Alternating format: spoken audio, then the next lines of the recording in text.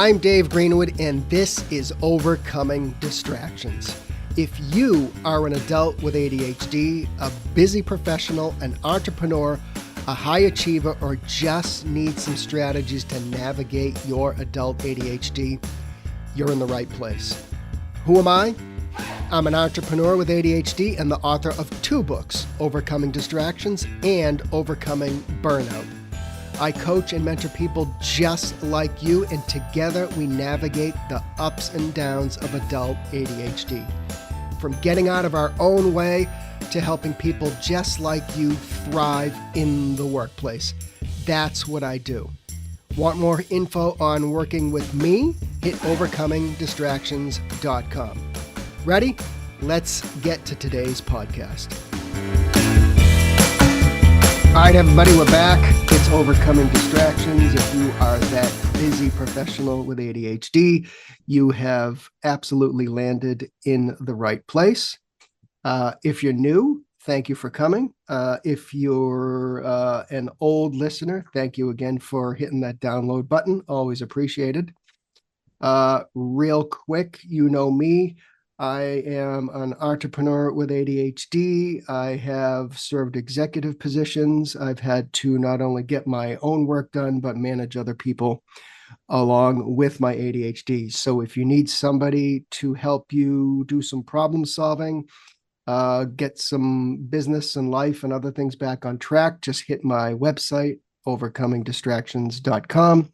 Click that button that says chat with me for 15 minutes and let's see if we're a good fit. So, all right, that's it. That's the spiel. I'm done selling you anything. Let's get right to it, because today we are talking about workplace conflict. And I know whether you have ADHD or not, I believe everybody's going to experience some workplace conflict at one time or another, whether it's you're working in a restaurant or you're working as an executive. There's workplace conflict from top to bottom.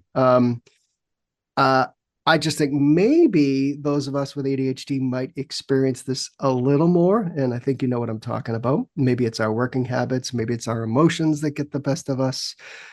Other things about just being an adult with ADHD and being busy and juggling personal and professional lives. But just like procrastination, as you've probably heard me say, I don't think we own workplace conflict. I think our guest is going to probably agree with me on that. But it is something I want to spend some time on. So today we have Karin Hurt. She's the author of Powerful Phrases for Dealing with Workplace Conflict. The book offers you, the reader, some practical guidance, actionable strategies to navigate that workplace conflict with a little bit of confidence. So, and again, I hate to say this, but I think in the world of ADHD, there's probably no shortage of that workplace conflict. So let's not waste any time. Let's dig in. So welcome. Thank you so much for having me, David. Yeah, absolutely. This is, I think we may have discussed this on the podcast at one time or another, but I've never had somebody who like just focuses on this for a living. So I'm really interested to dig in a little bit. But can you just tell people real quick what people can take away from the book, what's in it, how it can help them? Yeah, so often when we're working with clients across a variety of industries all over the world, we are hearing people say to us, okay, I'm in this situation, just give me the words, right? And of course you can't script conflict. But if you Yeah. can, when something feels wonky, right? When you feel that tension, because conflict in itself is not bad, you need that tension. But when you are faced with a conflict that feels uncomfortable or have to have a difficult conversation, what the book does is gives you an opportunity to step back, and we offer 4 dimensions to diagnose what's going on. And then the table of contents actually has what kind of conflict are you dealing with? And you can flip right to that conflict and it'll say, here's what to try this, say these words. And we're hearing that is so helpful for people, because the conflicts that we're having, whether you have ADHD or whether you're just having conflict, right? they rhyme, right? We have similar conflicts. So we have conflicts with coworkers, we have conflicts with our boss, we have conflicts with our team, we have conflicts with ourselves, we have conflicts in matrix teams, we have conflicts caused by remote work. And so to Yeah. be able to really catalog those major conflicts and to help people navigate them well, seems to be making a difference for people. Yeah. No, I think that's awesome that you've actually kind of almost like it's a manual. Like here's a conflict on disagreeing with your boss. Let's go to this page or what have you. So I Yeah. that is super easy to navigate. So I'm looking forward to actually digging in. And in full disclosure, I haven't read the book yet. So but I'm definitely interested in digging into that more. So I might know the answer to this, I might not, but is there one like overarching reason for workplace conflict, and or is it more complicated than that? Does it come down to disagreements, power plays, egos? What is kind Yes. of driving this? Yeah, so we did some extensive research. It was called the World Workplace Conflict and Collaboration Survey. And we surveyed 5,000 people in 45 countries to ask what's going on with conflict and has it gotten more intense since the pandemic? And the answer is yes. Hmm. It is not only more frequent, it's more intense and it's more complex.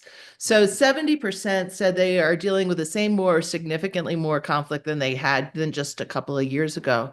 And what we found as we really dug through all of the qualitative analysis through this is that what we're seeing is what we call conflict cocktails. So Hmm. it's this combined with that. So let me give you an example. One conflict cocktail we call the wedge driver, which is so there's an organizations living through a lot of significant change. Yeah. And at the same time, you've got more people working remotely, so you've got that lack of connection. And you've got managers who are not necessarily equipped to manage in this new environment. They haven't been Yeah. trained.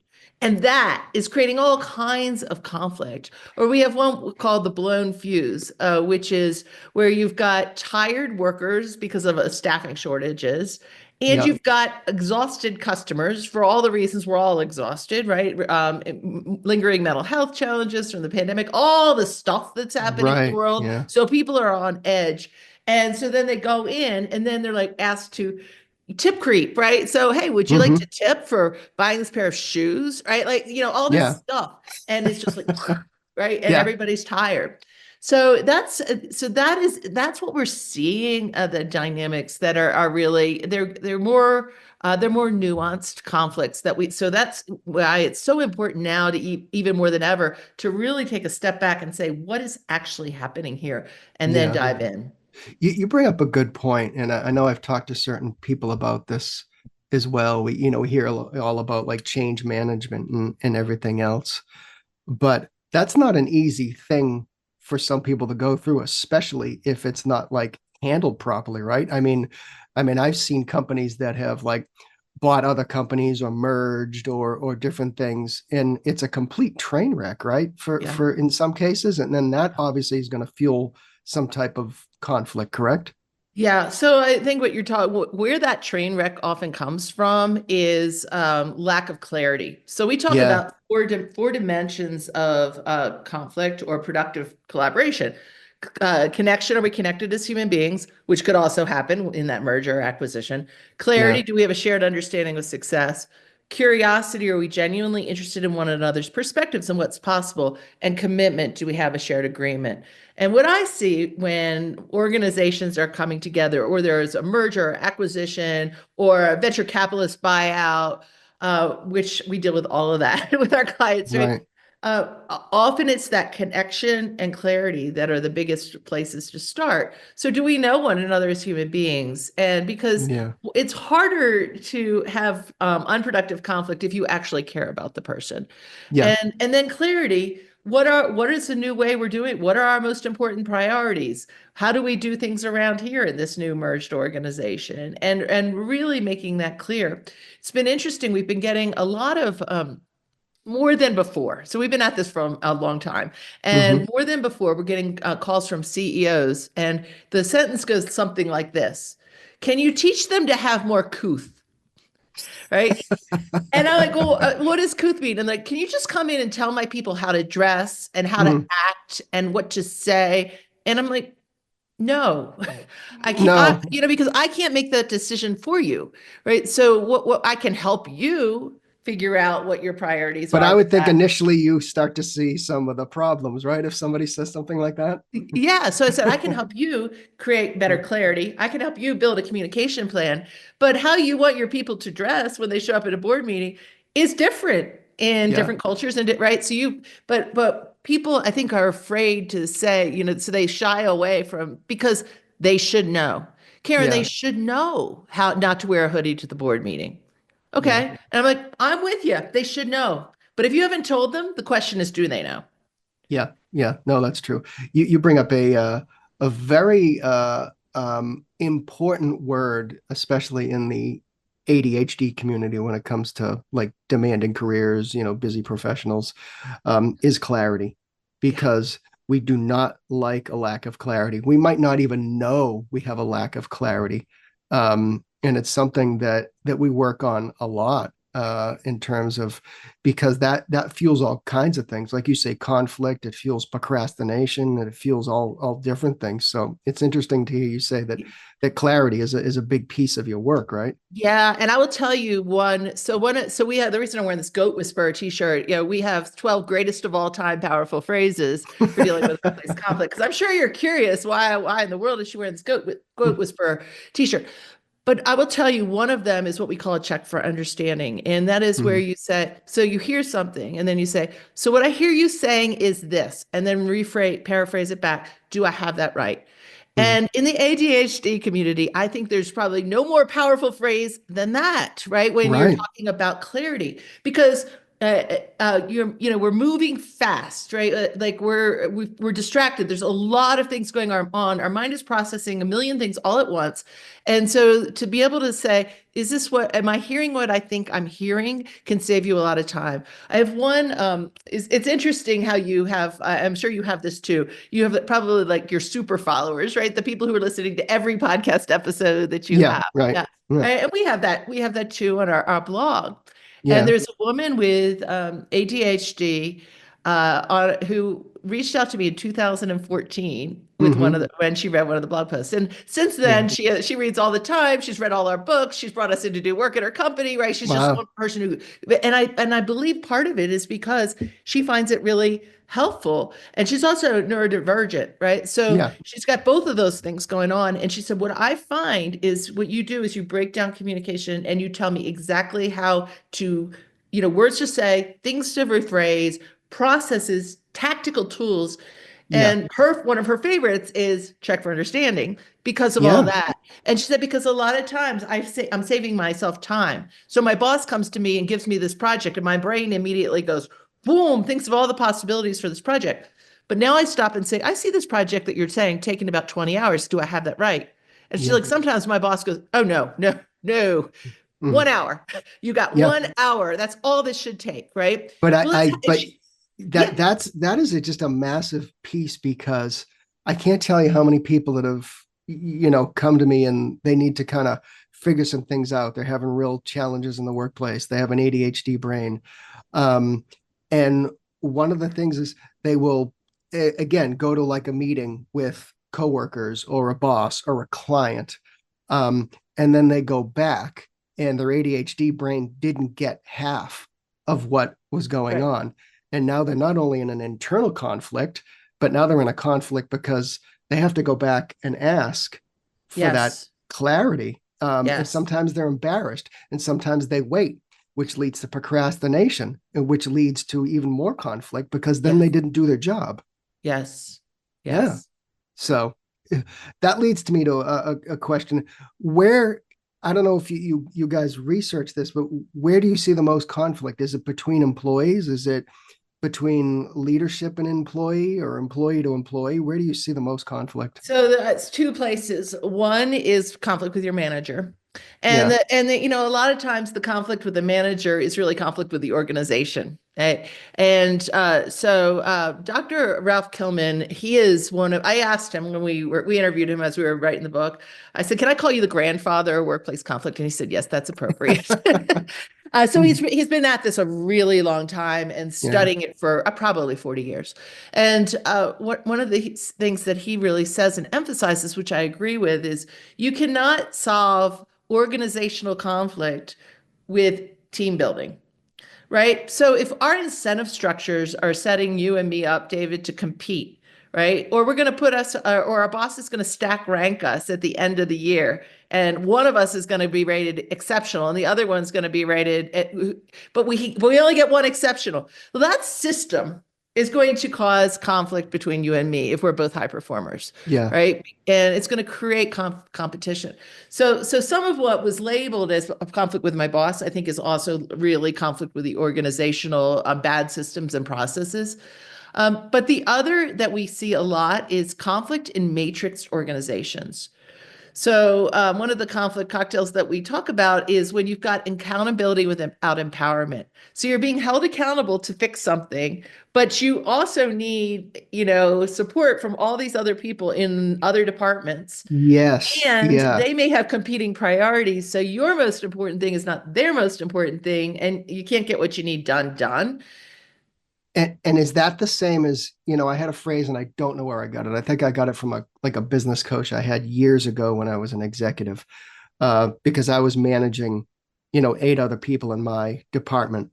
But he had a phrase like authority equal to responsibility. Yes, Is that kind of yes. what you're saying? Is it like I'm giving you authority, based on But what I'm asking you to do, right? yeah, and it Yeah. needs to you if you're asking somebody to own it, then make sure they have the empowerment to own it. Yeah.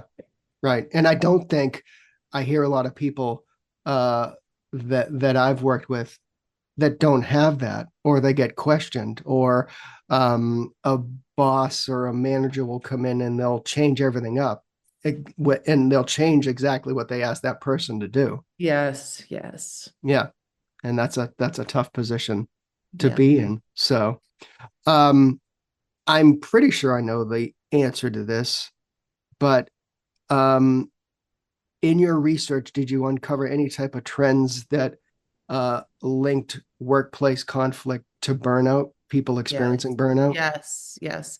So 27% said, the conflict was caused by being burned out, exhausted, overworked, overwhelmed, Yeah, right? And because our fuse gets tight, like, shorter when we're exhausted. yeah. And I mean, I find that in our own work. So, my husband is my co-author and co-business owner, right? And Mm-hmm.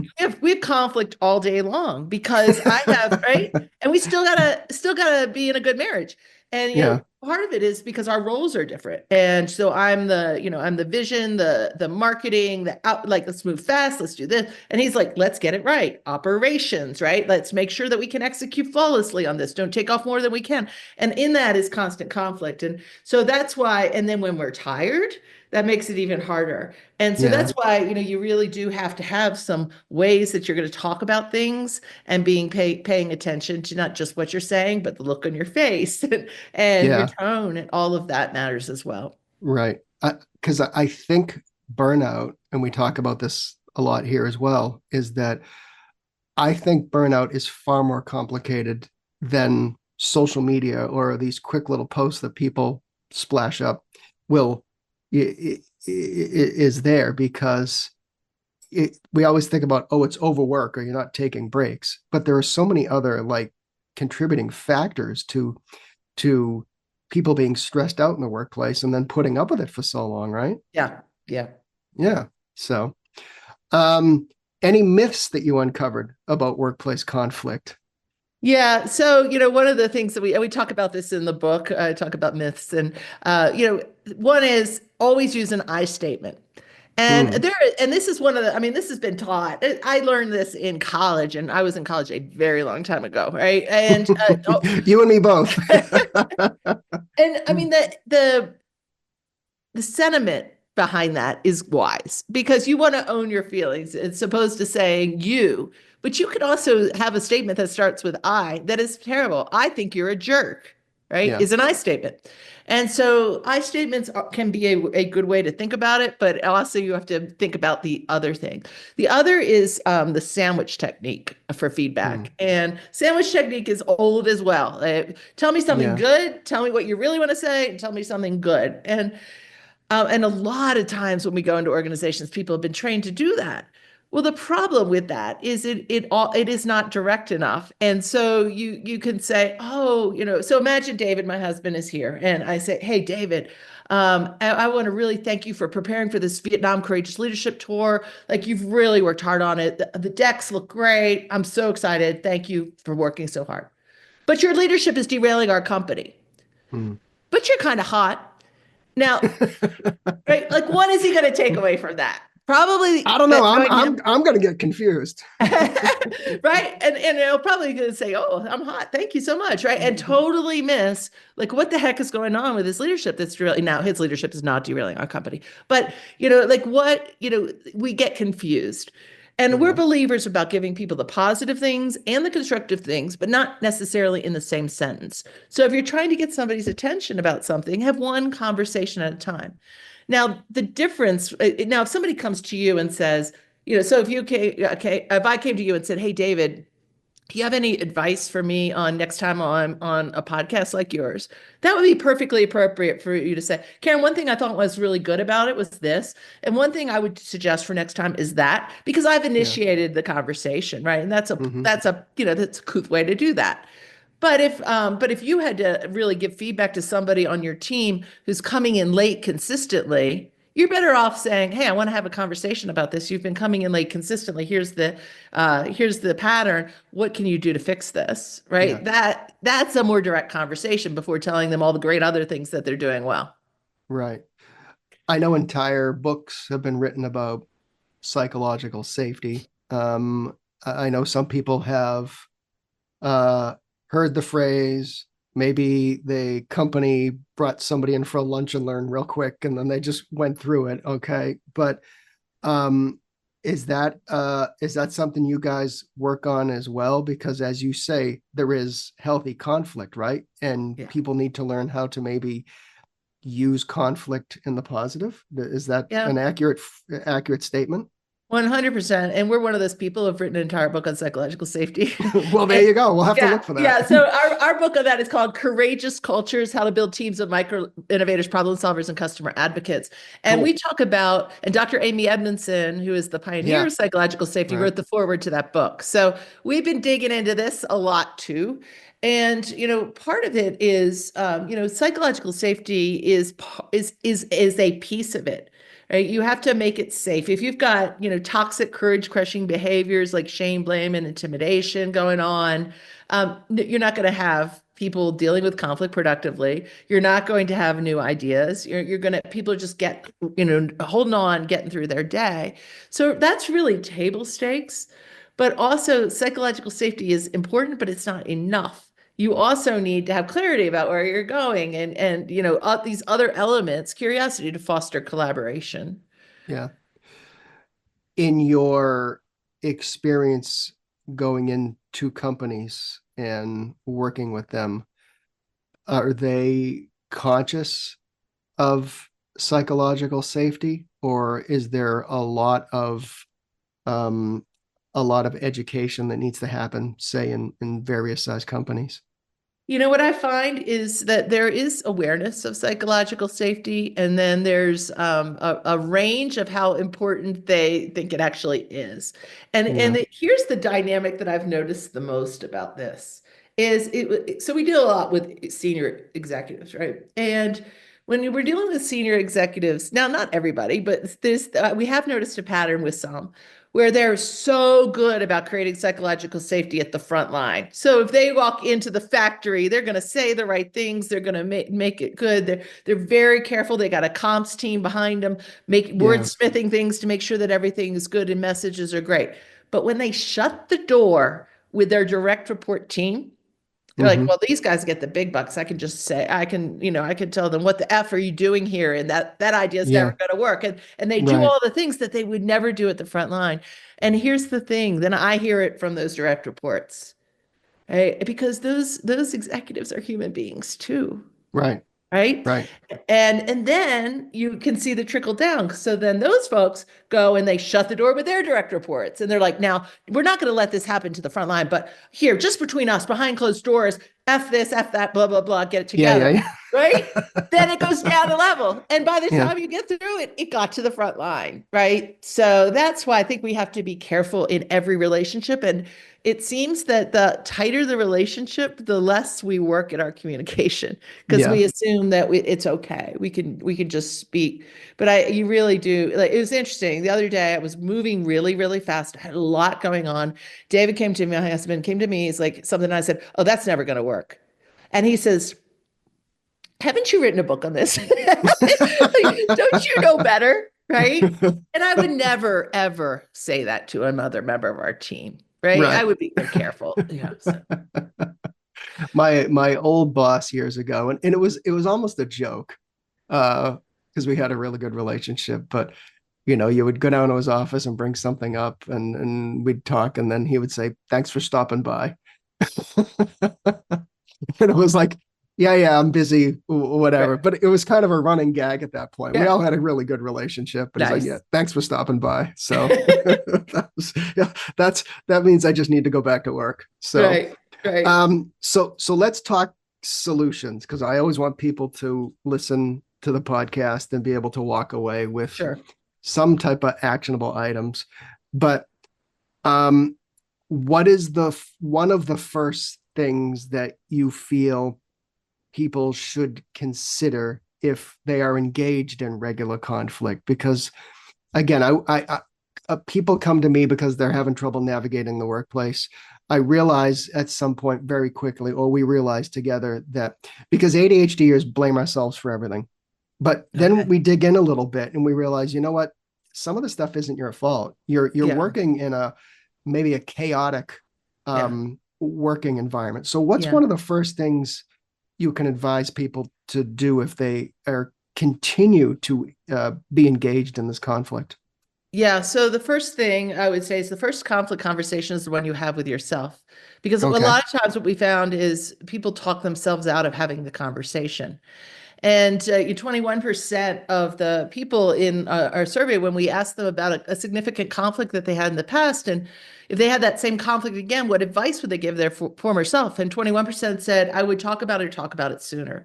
Hmm. So the conversation you have with yourself, why does what you have to say matter? Right? Okay. Why does it matter for the outcomes? Why does it matter for your relationships? Why does it matter for your own mental health? What's at stake if you stay silent for all those things? And then imagine that you've had the conversation. Now, you might not have gotten everything you wanted, but you have been heard.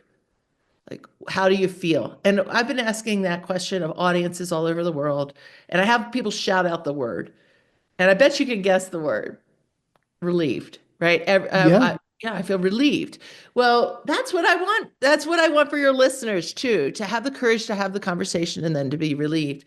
So I would start with that. And then I would say, what is happening in this conflict? Is it a connection problem? Do you need to slow down and build a human connection? Is it a clarity problem? Are there unmet expectations because the expectations aren't clear? Or is it a curiosity? Do we need to use one of our GOAT powerful phrases? I'm curious what this looks like from your perspective and actively listen because it's very difficult to be curious and furious at the same time. Or is Yeah. it a commitment problem? Do we not have a shared agreement? Do we need to stop and say, what have we agreed to here? And I think if you just do those two things, you're going to have more productive conflict. That's some great advice. So obviously the title of the book is using powerful phrases. So walk us through how to use those powerful phrases, maybe some more examples, Yeah, some so let me kind of, give you a couple of yeah, graceful, some powerful goats. phrases. So my favorite, there are over 300 powerful phrases in the book, but my favorite one of all 300 is a clarity goat. And it is, what would a successful outcome do for you? Hmm. And why do I like this? Because we always say what does success look like, right? But what does successful outcome do for you? So imagine, David, that you and I work for the same boss, and he has given us a project today, and it is due Wednesday morning at 9 o'clock. Okay. So we've got clear definition of success. Great. Now, if we take 5 minutes and we say, what would a successful outcome do for you? And you say to me, hey, Karen, I got to tell you, I have been working like 70-hour weeks. What success looks like is that we are super efficient during our time working on this. I don't want to be Hmm. working late every single night before this. So let's Yeah. say we're going to walk out of here at 5:30 every day, and we're Yeah. not going to work this weekend. So let's build a project plan that can get that to happen. And then I might say, you know what I think a successful outcome would do for me? I don't think my boss gives me credit for how smart I am on this topic. So when Hmm. we do this readout on Wednesday, and they're hard questions, let me answer a couple of the really hard ones so that he gets it. Now, if we haven't had that conversation, I might be like, oh, this project is important. I don't mind working late on this project. Right. Right. And you might be like, well, oh, tough question. I know the answer. I'm going to jump right in and be helpful. Right. Yeah. We didn't mean to hurt each other, but Yeah. without that conversation, we might. So that's a clarity one. And then, a commitment one is a good one is what we call scheduling the finish, which is, so we've agreed to this, right? And recap it. Let's schedule a time to talk about this again. So imagine that, I'm in a conflict and we're not like with a coworker and we're not treating each other well. We're on edge and we have come together to agree like we are going to slow down and we're going to really listen to one another and this is how we're going to do it and come up with a plan. Great. That's not enough because what happens if one or the other of us doesn't meet our commitment?